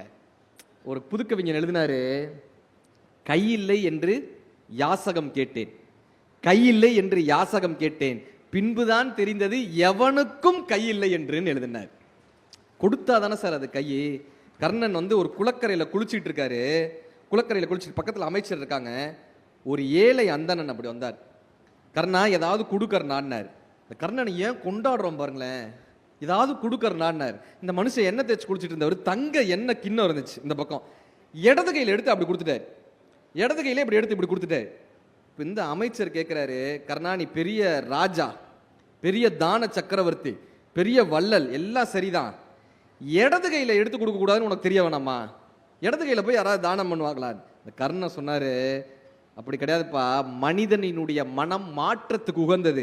இந்த இடது கையிலேருந்து வலது கைக்கு நான் மாத்துறதுக்குள்ள இவனுக்கு ஏன் தானம் கொடுக்கணும்னு நான் நினைக்கலாம், இவங்கிட்ட ஏன் தானம் வாங்கணும்னு அவன் நினைக்கலாம்.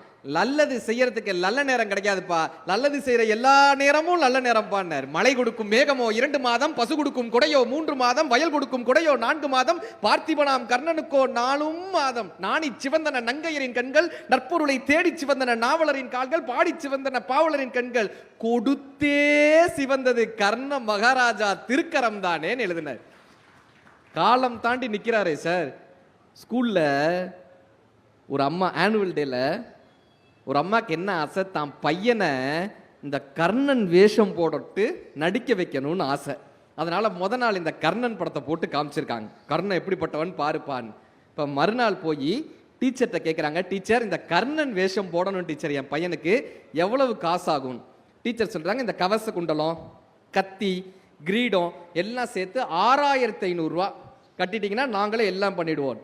இந்த பையன் சொல்றான், அம்மா இந்த கர்ணனை நான் அடுத்த வருஷம் நடிச்சுக்கிட்டாமா, அடுத்த வருஷம் கர்ணனை நடிக்க. ஏன்டா அப்படின்னு கேட்குறாங்க. அம்மா என் ஃப்ரெண்டு செல்வோன்னு என் ஃப்ரெண்டுமா, அவனால் ஸ்கூல் ஃபீஸ் கட்ட முடியலம்மா, டெய்லி கிளாஸுக்கு வெளியே நிற்க வைக்கிறாங்க, அவங்க அப்பா கூலி வேலை செய்கிறாருமா, அவரால் காசு கட்ட முடியலம்மா, இந்த 6500 ரூபாவில் ஒரு 5000 ரூபா கொடுத்தேன்னா நான் அவனுக்கு ஃபீஸ் கட்டிடுவேம்மா, என் கூட படிக்கிற பையன்மா, என் பக்கத்தில் உட்காந்துருக்கிற பையன் வெளியே நிற்கிறத என்னால் தாங்க முடியலம்மா, நான் அடுத்த வருஷம் கர்ணனா நடிச்சுக்கிறேன், இந்த வருஷம் செல்வத்துக்கு ஃபீஸ் கட்டுவோமான்னு கேட்டான். அந்த அம்மா வாரி அணைத்து கொண்டு சொன்னாங்க, நான் உனக்கு கர்ணனாக வேஷம் போடணும்னு நினைச்சேயா, நீ கர்ணனாவே பிறந்திருக்கியா.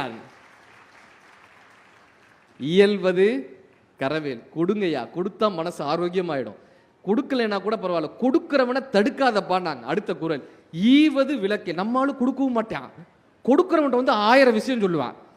கோயிலுக்கு நீங்க பாருங்களேன், கோயிலுக்கு போயிட்டு வந்து யாராவது தானம் கொடுங்க, கோயிலுக்கு போயிட்டு வந்து தானம் கொடுத்தா புண்ணியம்லாம் அவனுக்கு போயிடுமா, இவர் அப்படியே லட்சக்கணக்கில் புண்ணியம் வச்சிருக்காரு, புண்ணியம்லாம் போயிடும்பான்.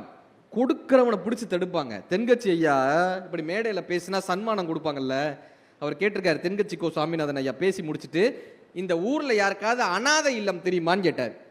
அவருக்கு சன்மானமா ஒரு 5000 ரூபா கொடுத்தாங்க. இந்த ஊர்ல யாருக்காவது அனாதை இல்லம் தெரியுமா? ஒருத்தர் கை தூக்குனார் கூட்டத்திலேருந்து, அவரை மேடைக்கு கூப்பிட்டு, இந்தாங்க அனாதை இல்லத்துல இந்த 5000 ரூபாய் கொடுத்துருங்கன்னு போயிட்டார். இப்போ கூட இருந்தவர்ல அதை பிடிச்சிக்கிறார் கையை, சார் இருங்க சார், இப்போ கொடுக்காதீங்க சார், இருங்க சார். அவரை விலக்கி விட்டுட்டு கொடுத்துட்டார். இப்போ இந்த கூட வந்தவருக்கு கோவம், அவர் சொல்றாரு, நீங்க அனாதை இல்லத்தை கொடுக்கணும்னு நினைச்சதெல்லாம் சரிதான், ஆனா நீங்களே ஏதாவது ஒரு அனாதை இல்லம் தேடி கொடுத்துருக்கலாம், எவனோ ஒருத்தன் கையில போய் கொடுக்குறீங்களே, அவன் அனாதை இல்லத்துக்கு கொடுப்பானா மாட்டானான்னு உங்களுக்கு எப்படி தெரியும்? அவன் கொடுப்பானா மாட்டானான்னு எப்படி தெரியும்? அவனே வச்சுக்கிட்டானா என்ன பண்ணுவீங்க? அவர் சொன்னாரு, கொடுத்தா நல்லதுன்னு நினைப்பேன், அனாதை இல்லத்துக்கு போச்சுன்னு நினைப்பேன், கொடுக்காம அவன் வச்சுக்கிட்டான்னா அவனையே அனாதைன்னு நினைச்சுக்குவேன், அவ்வளவுதானே, அவனையே அனாதைன்னு நினைச்சுக்குவேன் யாருன்னாரு. இந்த உள்ளம் இருக்குல்ல, கொடுக்கறத தயவு செஞ்சு தடுத்துறவே கூடாதுங்க. மேட்டுப்பாளையம் பக்கத்துல தீண்டாமை சுவர்னு ஒன்று இருந்தது. இந்த தீண்டாமை சுவர் விழுந்து 2 குழந்தைங்க இறந்து போனாங்க, நீங்க கேள்விப்பட்டிருப்பீங்க. அவங்க அப்பா மறுநாள் போய் கையெழுத்து போட்டு அந்த குழந்தைகளினுடைய உடலை வாங்குறதுக்காக போறாரு. இப்போ அந்த மக்கள்லாம் சொல்றாங்க, செல்வராஜ் நீ அங்கே போனேன்னா இந்த டாக்டர்லாம் உன் குழந்தையோட கண்ணை கொடு, மூக்கை கொடு, இந்த உறுப்புகளை கொடுன்னுலாம் கேட்பாங்க, கண்ணை கொடுன்னு முக்கியமாக கேட்பாங்க, அதில் மட்டும் கையெழுத்து போட்டுறாத செல்வராஜ், நம்மளுடைய குழந்தைய கொன்றுக்கானுங்க, கையெழுத்து போட்டுறாதன்னு அத்தனை மக்களும் சொல்றாங்க. இப்போ அவர் போறாரு, தன்னுடைய 2 குழந்தைகள் அங்கே இருக்காங்க, இறந்து போய் கிடக்காங்க 2 குழந்தைகளும். செல்வராஜ் அதை பார்க்குறாரு, அந்த அப்பா பார்க்குறாரு, தன்னுடைய 2 குழந்தைகள் இறந்து போய் கிடக்குறாங்க. இந்த டாக்டர் வந்து சொல்றாரு, சார் உங்கள் குழந்தைகளை எங்களால் காப்பாற்ற முடியல, ஆனால் உங்கள் குழந்தைகளுடைய கண்கள் நல்லா இருக்கு, நீங்கள் நினச்சிங்கன்னா இந்த கண்கள் மூலமாக இன்னும் ஒரு 8 பேருக்கு கண் பார்வை கொண்டு வர முடியும், நீங்க இதுல கையெழுத்து போட முடியுமான்னு அந்த டாக்டர் அந்த படிவத்தை நீட்டுறாரு. இவர் மறு யோசிப்பே இல்லாம அதுக்கு கையெழுத்து போட்டு வந்துடுறாரு. என் குழந்தைகளுடைய கண்களை தானமா எடுத்துக்கங்கன்னு கையெழுத்து போட்டு வந்துடுறாரு. இப்போ இந்த ஊர்க்காரங்களாம் அவரை சண்டைக்கு போறாங்க. அறிவு இருக்கா உனக்கு?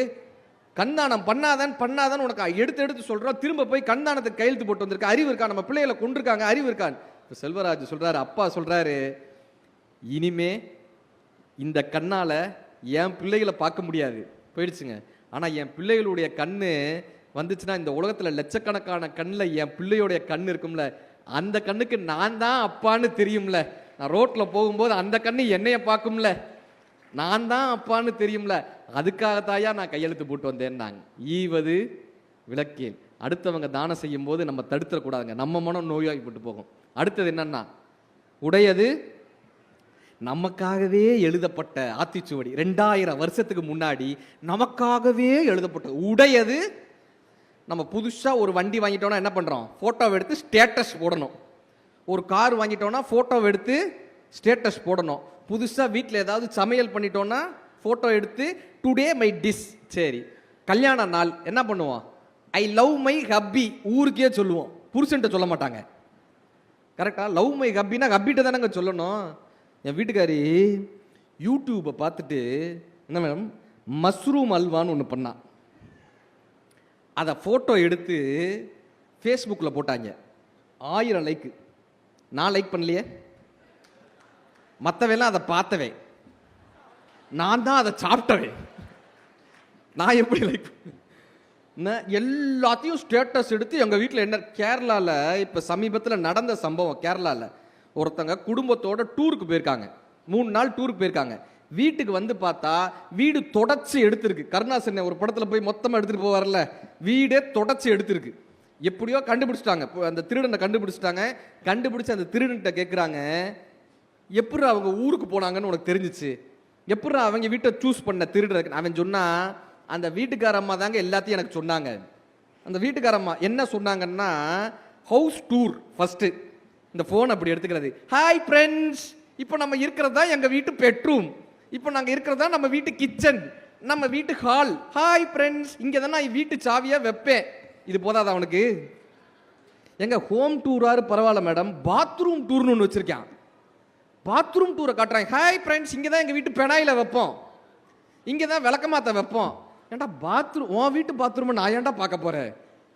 Bathroom tour, home tour. எங்கேயாவது நீங்கள் டூருக்கு போனால் அதை ஃபோட்டோ எடுத்து ஸ்டேட்டஸில் போடுறது. இந்த ஸ்டேட்டஸ் போடுறதுன்றது என்ன தெரியுமா சார்?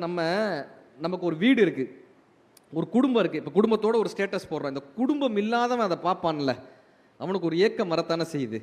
ஒரு வீடு இல்லாதவன் அதை பார்க்குறான்ல. நம்ம கார் வாங்கிட்டோன்னு கார் முன்னாடி ஒரு ஸ்டேட்டஸ் போடுறோங்க, கார் இல்லாதவன் அதை பார்க்க தானே செய்கிறான் இல்லை?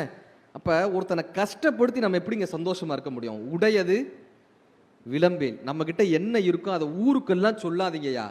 உனக்கு உன் வீட்டுக்காரம்மாவை பிடிச்சிருந்துச்சுன்னா வீட்டுக்காரம்மா காதோட போய் உன்னை பிடிச்சிருக்குன்னு சொல்லு. அது ஏன் ஐ லவ் மை ஒய்ஃப்னு ஊருக்கே போடணும்? 90s கிட்ஸுக்குலாம் இன்னும் ஒய்ஃப்னா என்னன்னே தெரிய மாட்டேங்குது. பாவம் அவன் அந்த ஸ்டேட்டஸை பார்த்து வாட்ஸ்அப்பில் டெலிட் பண்ணிட்டு போயிடுறான். போங்கடா, இனிமேல் நான் வாட்ஸ்அப்பில் இல்லைடான்றான். இல்லை, எதுக்குங்க ஊருக்கே சொல்லணும்? பிரிட்டிஷ் காலத்தில் ஆப்பிரிக்கன்ஸ் அடிமைப்படுத்துகிறாங்க. இந்த அடிமைப்படுத்திய சிறுவர்களுக்கு சொல்கிறாங்க, ஒரு கூடை நிறைய ஆப்பிள் வச்சு, கூடையில் ஒரு 5 ஆப்பிள் வச்சு சொல்கிறாங்க, யார் ஃபஸ்ட்டு வர்றாங்களோ ஒரு ஓட்டப்பந்தயம், அந்த சிறுவர்களுக்கு ஓட்டப்பந்தயம் வைக்கிறாங்க.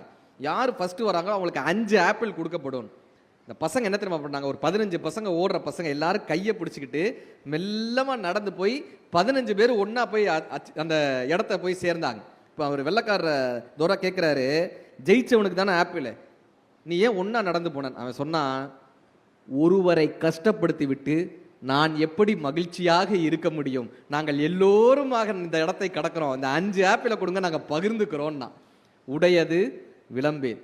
அடுத்த வார்த்தை ஐயா அழகா பேசினாங்க, ஊக்கம் அது கைவிடு. இந்த 12th ரிசல்ட் ஒன்றும் வரல, உங்கள் பயல்கள் தாயா சொல்லிட்டு போகிறோம், தயவு செஞ்சு சின்ன சின்ன பிரச்சனைகளுக்கு பெரிய பெரிய முடிவு எடுத்துடாதீங்க. நீட்டு போனால் ஒரு கேட்டு போனால் ஏதோ ஒன்று வந்துக்கிட்டே தான் இருக்குது, அடுத்தடுத்து வந்துக்கிட்டே தான் இருக்குது. நான்லாம் 12th வாங்கின மார்க்கை வெளியே சொன்னோம்னா நீங்கள் அடுத்த புத்தகத்துக்குள்ள கூப்பிடவே மாட்டீங்க. கரெக்டா? எங்கள் அப்பாலாம் கொண்டாடினாரு, பாஸ் ஆகிட்டாடா நீ அப்படின்னு. இல்லை, சார் ஒரு சின்ன சின்ன பிரச்சனைகளுக்கு பெரிய பெரிய முடிவு எடுத்துடக்கூடாதுங்க. அனுரிமா சின்ஹான்னு ஒருத்தங்க கூடைப்பந்து வீராங்கனை ட்ரெயின்ல போறாங்க, போலீஸ்ல செலக்ட் ஆனவங்க. செயின் பறிக்கிறதுக்காக ஒருத்தன் வர்றான், செயினை பறிக்கிறான், அவனோட சண்டை போடுறாங்க. அவன் போய் ஒரு 4 பேரை கூட்டிட்டு வர்றான், பெரிய போராட்டம். அனுரிமா சின்ஹாவை ட்ரெயின்லேருந்து ஓடுற ட்ரெயின்லேருந்து தள்ளி விட்டாங்க. அவங்க நேரமா இல்ல இந்த இயற்கையினுடைய சாபமான்னு தெரியல, அவங்க கீழே விழுந்த நேரம் இன்னொரு ட்ரெயின் வந்து அவங்க காலை ஏத்திட்டு போயிருச்சு சார். கூடைப்பந்து வீராங்கனை போலீஸ்ல செலக்ட் ஆனவங்க காலை இழந்துட்டாங்க. 6 மாசம் 8 மாச போராட்டத்துக்கு பின்புதான் அவங்க உயிர் காப்பாற்றப்படுகிறது, காலை காப்பாற்ற முடியல. இப்ப அந்த கோச் வந்து கேட்கிறாரு, கோச் ஆறுதல் சொல்றதுக்காக வர்றாங்க. அனுரிமா சின்ஹா கோச் கிட்ட ஒரு வேண்டுகோள் வைக்கிறாங்க. கோச், நீங்க தான் என்ன பேஸ்கெட் பால் வீரர் ஆக்குனீங்க, நீங்க தான் என்ன போலீஸ்ல செலக்ட் ஆகிறதுக்கு எல்லாமே உதவி பண்ணீங்க, எனக்கு ஒரு வேண்டுகோள். என்ன? எவரெஸ்ட் சிகரம் ஏறுவோமா கோச்னு கேட்கிறாங்க. ஒரு கால் தாங்க, ஒரே ஒரு கால் தான். எவரெஸ்ட் சிகரம் ஏறுவோமா? அந்த கோச் விளவெழுத்து போறாரு. இந்த கேள்விக்காகவே அனுரிமா சின்ஹாக்கு பயிற்சி கொடுக்கிறார். செயற்கை கால் பொருத்தி உலகத்திலேயே முதலாக செயற்கை கால் பொருத்தி எவரெஸ்ட் சிகரம் ஏறிய பெண்மணி அனுரிமா சின்ஹான்னு சாதனை படுத்தாங்க. நம்மளால முடியுமா? சமீபத்தில் சிங்கப்பூருக்கு ஒரு நிகழ்ச்சிக்கு போறேன். என் பக்கத்தில் ஒரு கிராமத்து பொண்ணு மாதிரி ஒரு பொண்ணு வந்தாங்க. உடனே நம்ம என்ன யோசிப்போம், அந்த பொண்ணுக்கு சீட் பெல்ட் மாட்ட தெரியாது, நம்ம தான் சொல்லி இப்படிலாம் யோசிப்போம்ல. அந்த பொண்ணு அசால்ட்டாக வந்து உட்காந்தாங்க, சீட் பெல்ட்டை மாட்டினாங்க. கொஞ்சம் ஃப்ளைட் டேக் ஆஃப் ஆனோடனே ஒரு லேப்டாப் எடுத்து வச்சுட்டு உட்காந்துட்டாங்க. நான் உடனே கேட்டேன், நீங்கள் யாருமா, நீங்கள் என்ன ஒர்க் பண்ணுறீங்கன்னு கேட்டேன். சிங்கப்பூரில் ஒரு பெரிய எம்என்சி கம்பெனி பேர் சொல்லி அதில் ஒர்க் பண்ணுறேன்னாங்க. தமிழ்ச்செல்வின்னு அந்த பொண்ணோட பேர். உங்கள் அப்பா என்ன பண்ணுறாருன்னு கேட்டேன். தேனி மாவட்டத்தில் அவங்க அப்பா புண்ணாக்கு வியாபாரம் பண்ணுறாரு. உங்கள் அப்பா தான் உனக்கு இந்த அச்சீவ்மெண்ட்டுக்கு ரோல் மாடலான்னு கேட்டேன். அந்த பொண்ணு சொன்னா, அண்ணே இல்லைண்ணே, என் ஃப்ரெண்டு வள்ளி தானே எனக்கு ரோல் மாடல்னா. வள்ளி எப்படிப்பான்னு. நானும் வள்ளியும் ஒன்னாப்புலேருந்து, அந்த பொண்ணோட பாஷை இது, ஒன்னாப்புலேருந்து ஒன்றா படித்தோன்னே 11ஆப்பு படிக்கிறப்ப நாங்கள் தெரு வழியாக போகிறப்ப எங்கள் ஊருக்கார பயல்கள்லாம் எங்களை தொந்தரவு பண்ணுவாங்கண்ணே. கையை பிடிச்சி இழுப்பாங்க, பிரச்சனை பண்ணுவாங்க, கிண்டல் அடிப்பாங்க. நாங்கள் போய் எங்கள் அப்பா அம்மா கிட்டலாம் சொன்னோம். எங்கள் அப்பா அம்மாலாம் இதுக்காகத்தான் உன்னை ஸ்கூலுக்கு போவேனான்னு சொன்னோம், இதுக்காகத்தான் உன்னை வெளியே போவேனான்னு சொன்னோம், பொம்பளை பிள்ளையை பெற்றுட்டு நாங்கள் வயிற்றுல நெருப்பு கட்டிகிட்டு இருக்கோம், இதுக்கு தான் உனக்கு கல்யாணம் பண்ணி வைக்கிறோம்னு சொன்னோம்னு சொல்லி வள்ளியை ஸ்கூலுக்கு போகக்கூடாதுன்னு சொன்னாங்க. வள்ளி என்ன பண்ணா, ஊர்க்காரங்கள்லாம் கூப்பிட்டு நியாயம் கேட்டா. ஆனால் ஊர்க்காரங்க எல்லாரும் பொம்பளை பிள்ளை வீட்டுக்குள்ளே இருந்தா, பையன் வீட்டுக்குள்ளே வந்தா கையை பிடிச்சி இழுத்தான், நீ வெளியே வர கண்டு தானே கையை பிடிச்சி இழுத்தான்னு ஊர்க்காரங்களும் பசங்களுக்கு தானே சொன்னாங்க. அந்த பசங்களை எதிர்க்கவும் முடியாமல், அவங்களோட போராடவும் முடியாமல், பெற்றோர்கள்ட்ட நியாயமும் கிடைக்காம, ஸ்கூலுக்கும் போக முடியாமல், படிக்கிற ஆசையை நிறைவேற்றவும் முடியாமல் வள்ளி பூச்சி மருந்தை குடிச்சிட்டானே. அந்த பொண்ணு சொன்னாங்க, பூச்சி மருந்தை குடிச்சிட்டானே. அவள் இறப்புக்கு, அந்த இறப்பு தருணத்தில் எங்கள் ஸ்கூலில் எல்லாரும் வந்தாங்கண்ணே. எங்கள் ஹெட் மாஸ்டர் வள்ளியை பார்த்து மயக்கம் போட்டு விழுந்துட்டாங்கண்ணே, அந்த உடலை பார்த்து மயக்கம் போட்டு விழுந்துட்டாங்க. என் ஃப்ரெண்ட்ஸ் எல்லாம் அழுதாங்க, எல்லாரும் கதறி அழுதாங்க. நான் மட்டும் அழவே இல்லைண்ணே, நான் மட்டும் அளவே இல்லை. ஏன்னா ஒரு பிரச்சனைக்கு சாவானே தீர்வு, வள்ளிக்கு சேர்த்து நான் படிச்சேனே. இந்த பொண்ணு சொன்ன வார்த்தை, வள்ளிக்கு சேர்த்து நான் படிச்சேனே. 12th மாவட்ட அளவில் முதல் மாணவியாக வந்தேனே. 12th எங்கள் அப்பாட்ட போய், அவங்களுக்கு டோட் 2 காலேஜ் மதுரையில் இருக்கக்கூடிய பெரிய இன்ஜினியரிங் காலேஜில் சீட்டு கிடச்சிருக்கு. எங்கள் அப்பா என்னை படிக்க அனுப்ப மாட்டேன்னாரு, தேனிலேருந்து மதுரைக்கு படிக்க அனுப்ப மாட்டேன்னாரு. நான் எங்கள் ஸ்கூலில் இருக்கக்கூடிய அத்தனை ஆசிரியர்களையும் கூட்டு போய் நான் படித்தே தீருவேன்னு போராடி அந்த டோட் 2 காலேஜில் மதுரையில் இருக்கக்கூடிய பெரிய பொறியியல் கல்லூரியில் போய் சேர்ந்தாங்க. இன்னைக்கு சிங்கப்பூரில் மாதம் 3.5 லட்சம் ரூபாய் சம்பாதிக்கக்கூடிய பெண்ணாக தமிழ்ச்செல்வி உயர்ந்திருக்காங்க. அது பெரிய விஷயம் கிடையாது, இது வெற்றி கிடையாது. இந்த தமிழ்ச்செல்வி சொன்னது தான் விஷயம். அண்ணே, இந்த சம்பவம் முடிஞ்சு 8 வருஷம் ஆச்சு, நான் வேலைக்கு சேர்ந்து 8 வருஷம் ஆச்சு. இந்த 8 வருஷத்துல தமிழ்ச்செல்வி மாதிரி என் பிள்ளையும் படிச்சு வந்துடணும்னு எங்க கிராமத்துல 6 பெண் பிள்ளைகள் பொறியியல் படிச்சு பொறியாளராக மாறி இருக்காங்க, இன்ஜினியரா மாறி இருக்காங்க. அதுதானே என் வாழ்க்கையினுடைய வெற்றினாங்க. ஊக்கம் அது கைவிடு, ஊக்கம் அது கைவிடு. ஐயா ரொம்ப அழகா சொன்னாங்க. அடுத்து என்ன பண்ணா, என் எழுத்து இகழேல். நான் படிக்கலைனாலும் பரவாயில்லையா, படிக்கிறவனை கிண்டல் பண்ணாதையான்னு. எனக்கெல்லாம் எங்கள் ஸ்கூலில் திருவள்ளுவர் தான் பேர் வச்சுருந்தாங்க, பட்ட பேர் வைப்பானுங்கள்ல. ஏன்டா எல்லாத்தையும் எப்போ பார்த்தாலும் எழுதிக்கிட்டே இருப்பியாடா, திருவள்ளுவர் தான். நம்ம ஆள் படிக்கவும் மாட்டான், படிக்கிறவனை கிண்டல் வேற அடிப்பான். சார் ஜெயமோகன் ஒரு மேடையில் பேசுகிறார். பேசும்போது கீழிருந்து ஒரு காலேஜ் ஸ்டூடெண்ட் கேட்டான், இலக்கியன்றீங்க, லிட்ரேச்சர்ன்றீங்க, புத்தகன்றீங்க, இலக்கியம் சோறு போடுமான்னா, இலக்கியம் சோறு போடுமான். ஜெயமோகன் அவர்களுடைய பதில், இலக்கியம் சோறு போடுமா என்று எனக்கு தெரியாது, ஆனால் சோற்றால் மட்டும் நிரப்ப முடியாத ஒரு வெற்றிடம் உனக்குள் இருக்குமே, ஆனால் அது இலக்கியத்தால் மட்டுமே நிரப்ப முடியும். ஆபிரகாம் லிங்கன் பேசும்போது ஒருத்தர் கேட்கிறார் இதே மாதிரி, ஏன் சார் புத்தகம் படிச்சா லிட்ரேச்சர் படிச்சா துட்டு வருமா, காசு சம்பாதிக்க முடியுமா அப்படின்னார். லிங்கனுடைய பதில், நீ புத்தகம் படித்தால் காசு சம்பாதிக்க முடியுமா என்பது எனக்கு தெரியாது, ஆனால் காசு சம்பாதித்த பின்பு எப்படி வாழ வேண்டும் என்பதை புத்தகம் தான் உனக்கு கற்றுக் கொடுக்கும். என் எழுத்து இகழேல். அடுத்தது என்னப்பானா, ஏற்பது இகழ்ச்சி. இன்னைக்கு சார் என் ஃப்ரெண்டு வீட்டில் ஒரு பெரிய லைப்ரரி வச்சிருப்பார். அவரும் பெரிய பேச்சாளர். வீட்டில் ஒரு பெரிய லைப்ரரி வச்சிருப்பார். அவர் சொன்னார், ராமே என்கிட்ட யாராவது புத்தகம் வந்து படிச்சுட்டு தரேன்னு கேட்டால் கொடுக்க மாட்டேன் ராமன்னார். ஏன்னே அப்படின்னே, இந்த புத்தகம் பூரா அப்படி வாங்கினதே அப்படின்னாரு. எதையாவது ஒன்று எவன்கிட்டையாவது கிடைக்குமானே பாதி பேர் சுற்றுறாங்க. சில பேர்லாம் கோயிலுக்கு போனால் கடவுளுக்கு பயமாக இருக்குது, ஒரு லிஸ்ட்டே எடுத்துகிட்டு போகிறான், வீடு வேணும் காரு வேணும்ன்ட்டு. கடவுள் பயப்படுறாரு. எந்த வேண்டுதலுமின்றி எந்த நினைப்புமின்றி வரக்கூடிய பக்தனை பார்க்கும்போது கடவுள் விடும் பெருமூச்சு கோயிலை நிரப்புகிறது. பின்பு கடவுள் தனக்குள் சொல்லிக் கொள்கிறார், இவன் ரொம்ப நல்லவன்டான்னு சொல்லிக்குவாரான். ஏற்பது இகழ்ச்சி. இதை கூடு அதை கூடு மனிதர்கள்ட்ட இருந்து இல்லாமல். அடுத்து ரொம்ப அழகாக வச்சாங்க. நான் வேகமாக போகிறேன் காலத்தின் கட்டாயம் கருதி. ஐயமிட்டு சாப்பிட்றப்ப எல்லாருக்கும் கொடுத்துட்டு சாப்பிடுங்க பாண்டாங்க. எல்லாருக்கும் கொடுத்துட்டு. அது எப்படி சார் எல்லாருக்கும் கொடுத்துட்டு நம்ம சாப்பிட முடியும்? நபிகள் நாயகம் ஐயா சொன்னார், எல்லாருக்கும் கொடுத்துட்டு நீ சாப்பிட முடியாதுப்பா, ஆனால் நீ வீட்டில் சமைக்கிறீங்கல்ல, இந்த சமையலினுடைய வாசம் எவ்வளவு தூரத்திற்கு செல்லுமோ அவ்வளவு தூரத்தில் இருக்கக்கூடிய மக்களில் யாரேனும் பசியோடு இருந்தால் அவர்களுக்கு உணவளித்துட்டு உண்ணு பாடினார். ஐயமிட்டு உண். எல்லாருக்கும் பசி வந்துருச்சோ? பரவாயில்ல, பேசலாம்ல. சிறப்பு. வடலூர்ல யார் இருந்தாங்க? பெரியமாவா? அதுவும் இருக்கலாம்ல. நான் பொதுவாக வள்ளலார் எங்க இருந்தாருன்னு கேட்டிருக்கணும். கரெக்டா? வள்ளலார் 2 விஷயம் வச்சாருங்க மெயினா. என்ன வச்சாரு?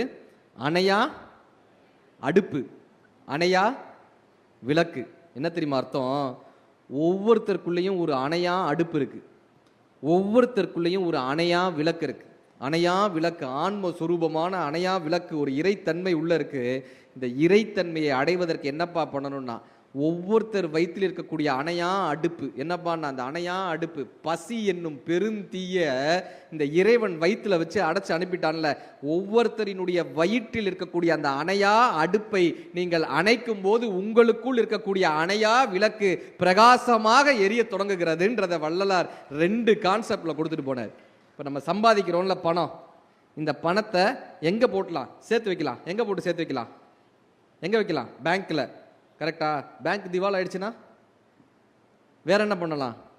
இடம் வாங்கலாம். கரெக்ட். ஆனால் அந்த இடம் நமக்கு வரலைன்னா பையனுக்கு இல்லை, இந்த காசை எங்கே சேர்த்து வைக்கலாம்? தங்கமாக வாங்கி வைக்கலாம். திருடு போயிடுச்சுன்னா இந்த காசை எங்கெங்க சேர்த்து வைக்கலான்னு கேட்கும்போது திருவள்ளுவர் தான் சொன்னார், டே நீ சம்பாதிச்ச காசை 7 ஜென்மத்துக்கும் எடுத்துகிட்டு போக முடியும். செத்ததுக்கப்புறம் காசை எடுத்துகிட்டு போக முடியுமா? ஆனால் எடுத்துகிட்டு போக முடியும்னாரு வள்ளுவர்.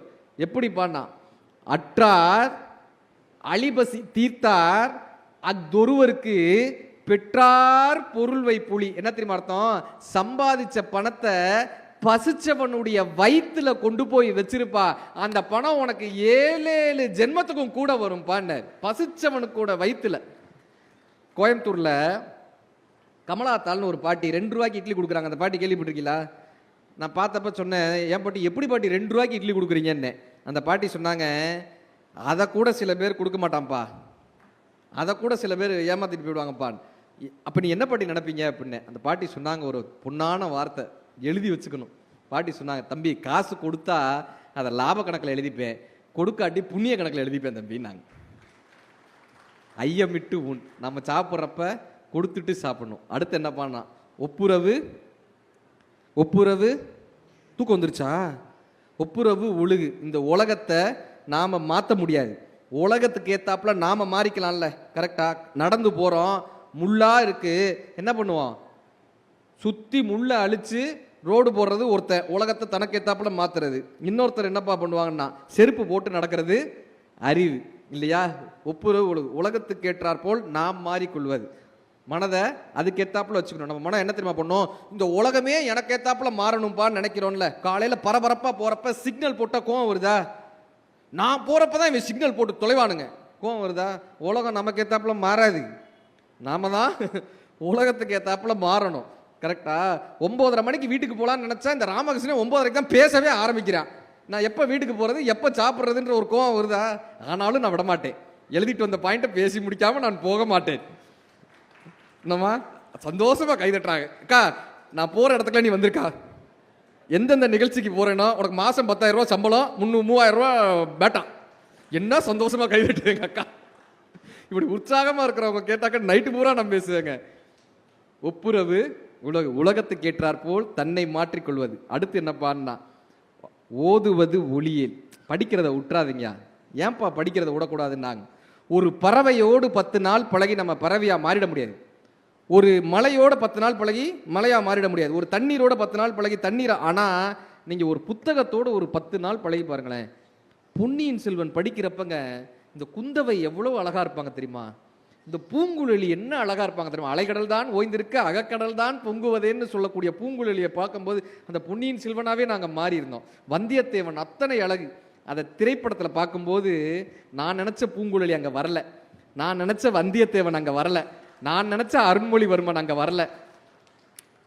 ஆனால் இந்த புத்தகத்தை படிக்கும்போது நாமளே அந்த பொன்னியின் செல்வனாக மாறிடுறோம்ல, அப்படியே அந்த புத்தகத்துக்குள்ளே கரைஞ்சு போயிடுறோம்ல, அப்படியே நம்ம அந்த புத்தகமாகவே மாறிடுறோம்ல.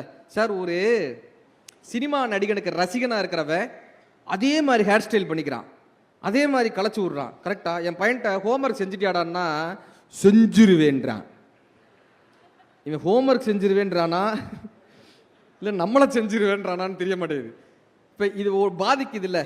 அப்படி புத்தகம் என்னப்பா பண்ணுன்னா நம்மை புத்தகமாகவே மாற்றக்கூடிய தன்மை. ஏன்பா புத்தகம் படிக்கணும்னா, ஏன்பா ஓதுவது ஒளியல்னு அவ்வை சொன்னாங்கன்னா, இப்போ மற்றவர்களுக்கும் நமக்கு என்ன தெரியுமா வித்தியாசம்? ஒரு பறவை போய் மரத்தில் உட்காருது, சரியா? எல்லா பறவைகளும் மரத்தில் போய் உட்காருது. புத்தகம் படிக்கக்கூடிய இந்த பறவைகளுக்கு மட்டும்தான் சிறகுகள் முளைக்குது. மரம் கீழே விழுந்தாலும் கூட இந்த சிறகுகள் முளைத்த பறவை கவலைப்படுவதில்லை. தனது சிறகுகளை விரைத்து இந்த உலகம் பூரா பறப்பாங்க. நம்ம ஒரு இன்ஸ்டிடியூஷனில் வேலைக்கு போகிறோமா, அந்த இன்ஸ்டிடியூஷன் தான் மரம், நாம தான் பறவை. படிக்காதவர்களுக்கு அல்லது புத்தக வாசிப்பு இல்லாதவர்களுக்கு, புத்தக வாசிப்பு பழக்கம் இல்லாதவர்களுக்கு, இந்த உலகத்தை பற்றிய அறிவு இல்லாதவர்களுக்கு சிறகு முளைக்காது.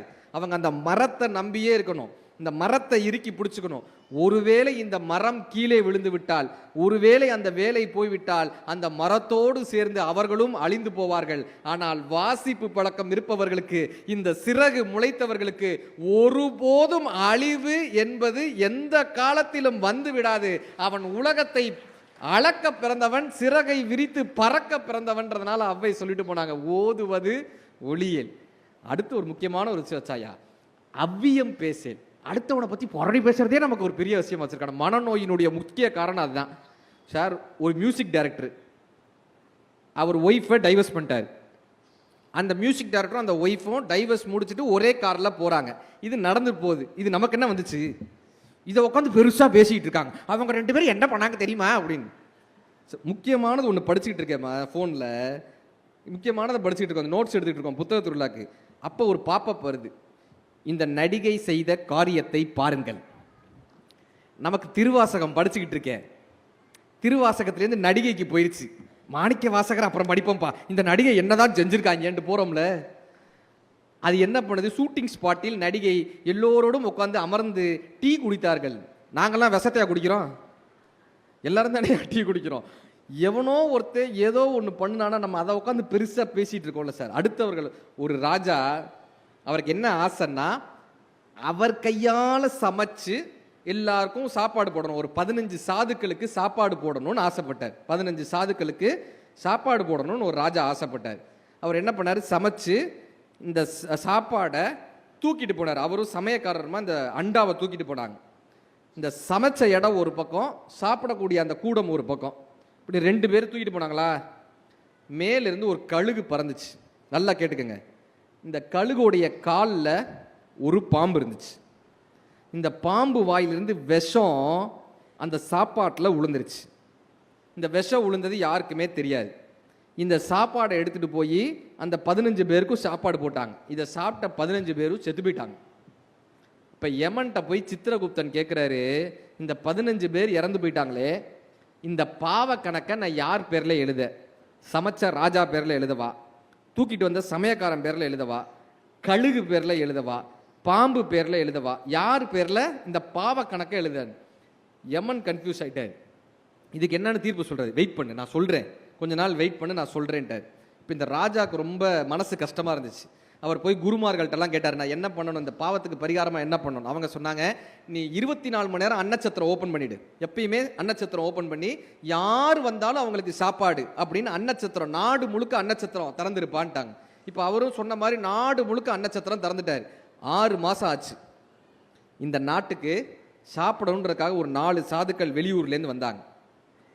நாட்டுக்குள்ளே நுழையும் போது ஒரு சின்னதாக ஒரு வீடு, அந்த வீட்டில் ஒரு கிழவி உட்காந்து பாத்திரம் தேய்ச்சிக்கிட்டு இருந்துச்சு. நல்லா கேட்டுங்க, கிழவி உட்காந்து பாத்திரம் தேய்ச்சிக்கிட்டு இருந்துச்சு. இந்த 4 பேர் உள்ளே வந்தவங்க கேட்டாங்க, ஏன் பாட்டி இந்த ராஜா எல்லாருக்கும் சாப்பாடு போடுறாராமே, இலவசமாக சாப்பாடு போடுறாமே, எங்களுக்கு ரொம்ப பசிக்குது, இந்த இலவசமாக சாப்பாடு போடுறாருல ராஜா, அந்த அன்னச்சத்திரம் கூட எங்கே இருக்குன்னு.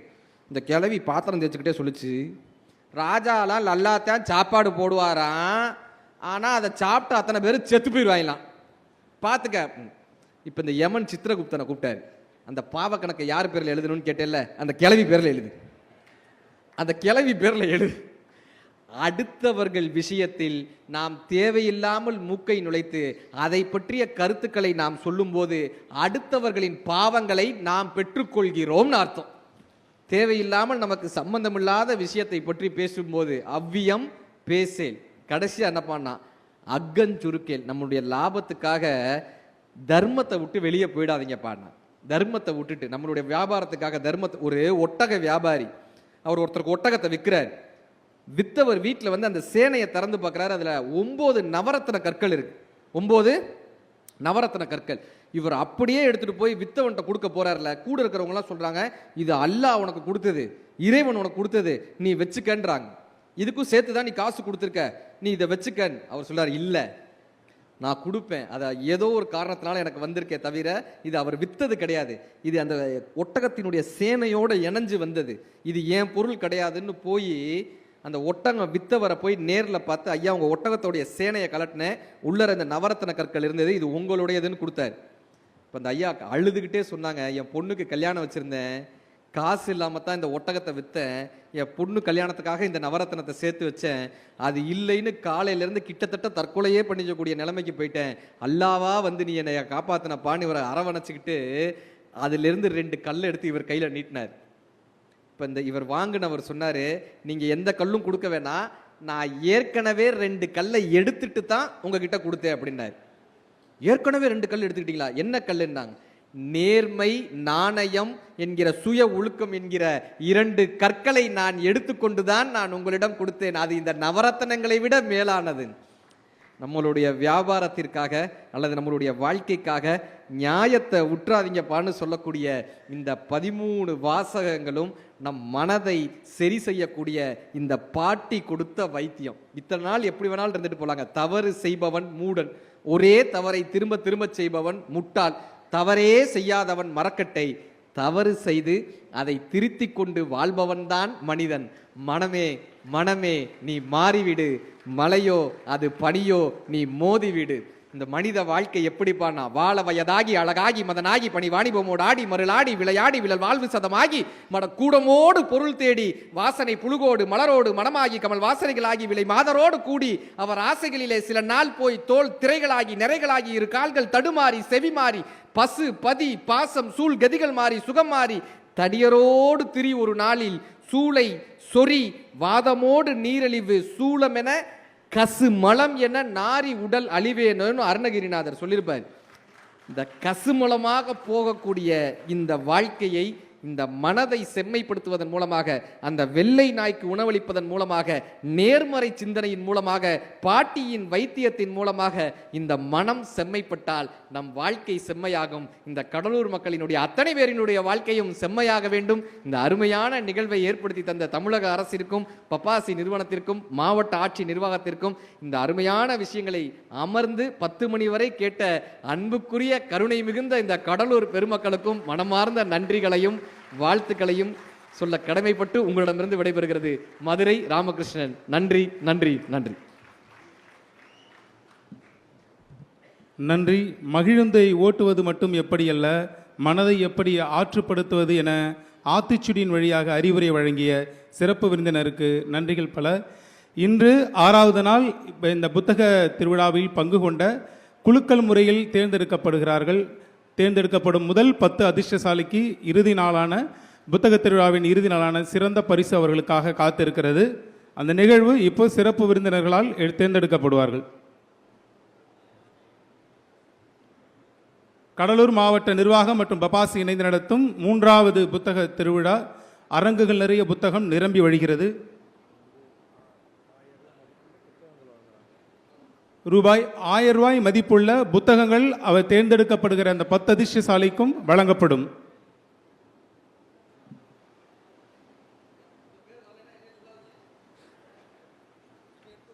முதல் அதிர்ஷ்டசாலி வி கவிஸ்ரீ அவர்கள், 2வதாக கீர்த்தனா அவர்கள், 3வதாக மொழியணி அவர்கள், 4 ஜெயா, 5 ரக்ஷிதா, 6 வருண்,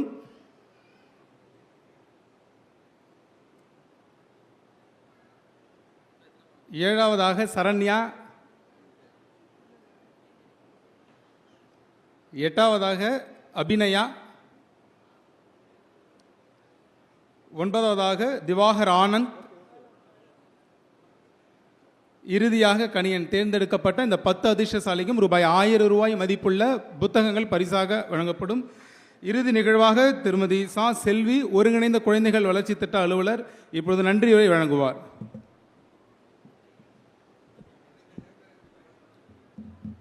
தூங்க போகும்போது படிப்பது புத்தகம் அல்ல, நம்மை தூங்க விடாமல் செய்வதுதான் புத்தகம்.